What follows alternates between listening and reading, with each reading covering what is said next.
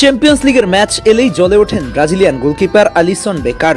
প্রতিপক্ষের জন্য হয়ে ওঠেন অপ্রতিরোধ্য চীনের মহাপ্রাচীর। অন্যদিকে একই ম্যাচে আর্জেন্টাইন গোলরক্ষক রুল্লির জন্য এই রাতটি ছিল বিভীষিকাময়। কেন এমন বলছি, চলুন জেনে আসি। গত রাতে লিভারপুল বনাম মার্শের ম্যাচটা আবারও চোখে আঙুল দিয়ে দেখিয়ে দিল ক্লাব ফুটবলে ব্রাজিলিয়ান আর আর্জেন্টাইনদের মধ্যে পার্থক্যটা ঠিক কোথায়। এদিন লিভারপুল ৩-০ গোলে জয় পায় মার্শেইয়ার বিরুদ্ধে। একদিকে আলিসন ম্যাচে শান্ত, আত্মবিশ্বাস ও নির্ভরযোগ্য এক নাম। চ্যাম্পিয়ন্স লিগ এলেই যেন তার ভেতরের দানবটা জেগে ওঠে।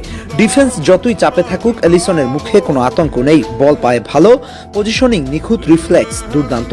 এই ম্যাচেও তিনি ছিলেন দেয়ালের মতো, একের পর এক আক্রমণ ঠেকিয়ে লিভারপুলকে ম্যাচে টিকিয়ে রেখেছেন। এমন পারফরমেন্সই তাকে বিশ্বের সেরা গোলরক্ষকদের কাতারে রাখে। অন্যদিকে রুল্লি, একই ম্যাচ একই চাপ, কিন্তু সম্পূর্ণ ভিন্ন চিত্র। মার্শেই শুরু থেকেই পিছিয়ে ছিল দল, এমনিতেই চাপে। ঠিক সেই সময় একজন গোলরক্ষকের দরকার ছিল যিনি সাহস দেবেন, দলকে বাঁচাবেন। কিন্তু রুল্লি করলেন উল্টোটা। ফ্রিম্পংয়ের দৌড় ছিল চোখ ধাঁধানো, শটটাও ভয়ঙ্কর। কিন্তু সেই বলটা যেভাবে রুল্লির শরীর লেগে জালে ঢুকে গেল, সেটাকে দুর্ভাগ্য বললেও দায় এড়ানো যায় না।